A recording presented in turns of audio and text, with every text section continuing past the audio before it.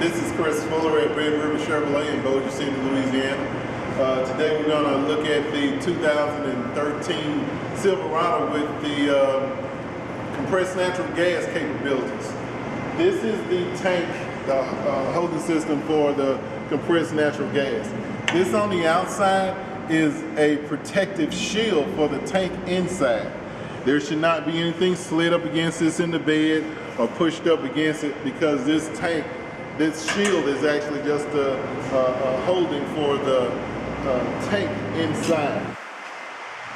This tank inside is a 3600 psi tank, and it holds about 17.6 gallons of the compressed natural gas. This tank has a manual shutoff valve inside where you can cut this off in case you need to cut this tank off. This shield on this tank should be inspected periodically by your dealer. The tank inside should be checked by your dealer, have a visual inspection and full thorough inspection of this tank every 3 years. It has to be replaced, taken out of the vehicle and swapped out with a new tank every 15 years. This tank is not designed to last forever, so every 15 years you got to take this tank out. The truck itself is still a gasoline truck, still accepts gasoline in. You should never run this tank empty. You should always leave 1/4 of a tank in this truck. You should never let it get below 1/4 of a tank of gas. The engine has hardened valves and all of the hardware that you need to use the regular unleaded gasoline and also the compressed natural gas. So those components are in there. If you let this tank run out of gas and you run this engine dead on that tank, you probably will have some engine problems, and probably pretty costly engine problems to get fixed. So never let this run out of gas. Always let it fill it up at 1/4 of a tank. The same maintenance schedules that you would have on a regular gasoline engine still apply to this truck. It still has a 5-year, 100,000-mile warranty on the engine. It still has a tune-up at 100,000 miles. It still carries all of GM warranties on it. So this is still a gasoline engine with compressed natural gas capabilities on it. The inside of the vehicle has a notification area over there to let you know how much fuel is in the tank. It always starts on the gasoline engine. It never starts as a compressed gas engine. It always starts as natural gas and swaps over to it. When this tank is empty, it automatically swaps over to the natural gas. So you can't let this compressed natural gas tank run empty, and it will swap over automatically. There is nothing you have to push and nothing you have to do. It does it all on its own. This is Chevrolet's 2500 heavy-duty pickup truck. The compressed natural gas will only come in the heavy-duty extended cab only. It will not come in a crew cab nor regular cab. You can only get this compressed natural gas in an extended cab truck at this time. This is a LTZ, so you can get this truck, the full spectrum of Silverado pickups, from the work truck all the way up to the fully loaded LTZ. This truck has navigations with voice command, Bluetooth, heated and cooled seats. The full LTZ package is in this truck. It does have compressed natural gas capabilities, so you can move up to that in this vehicle. From looking at the engine, there's very little change in it.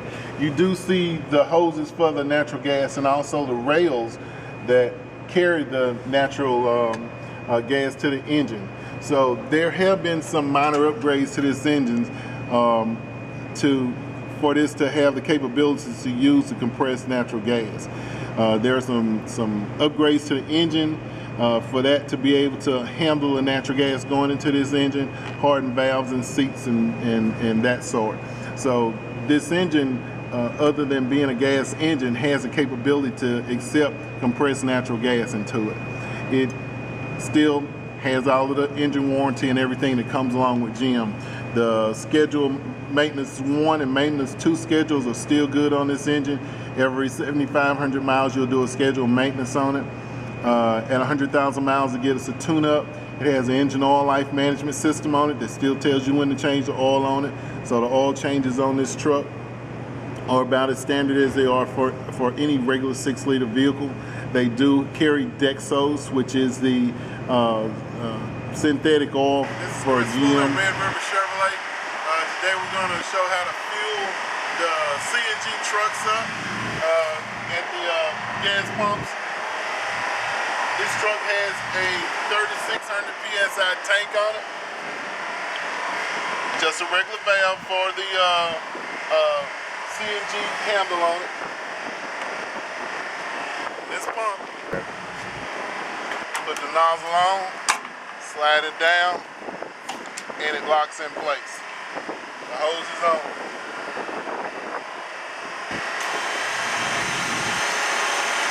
This is an automatic fill. Once this is locked into place, the tank is pressurized, so it will only take the amount that it takes to fill this tank. So it will cut off on its own.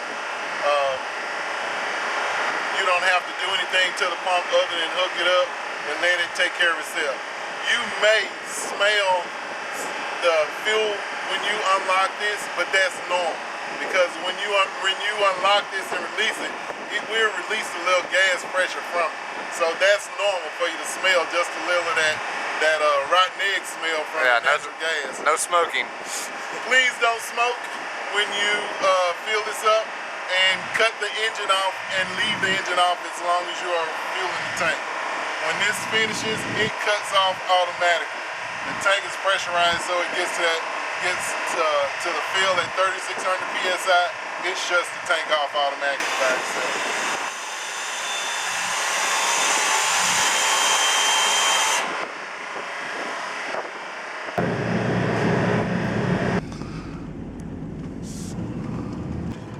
When you start the CNG vehicle, this is your fuel gauge here for CNG, and it lights up every time you light the vehicle.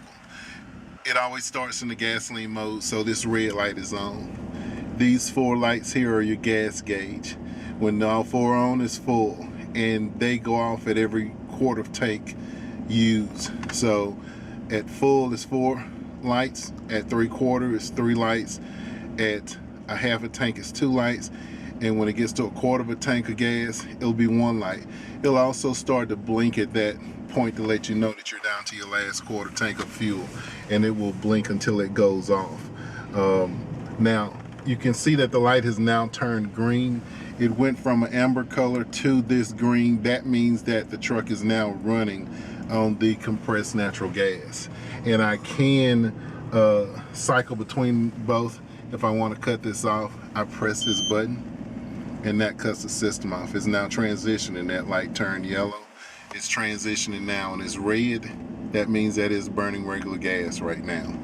So when I get ready to use it again, press this button, it lights back up. That'll start to transition again. It'll go from the amber color to the green color to let you know that you are using that compressed natural gas.